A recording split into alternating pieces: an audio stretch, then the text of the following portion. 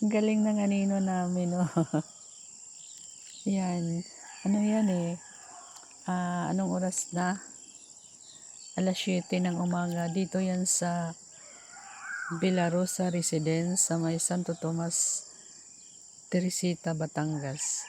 Ayan oh. Ang ganda ng anino. Sikat na sikat yung araw. 7:00 ng umaga pa lang yan.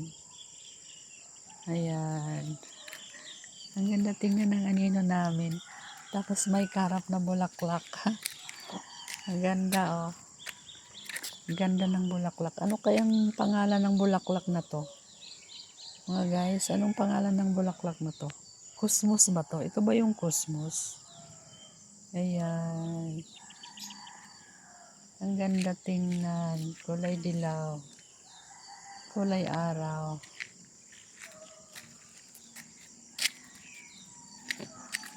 Lalakad yung aming anino.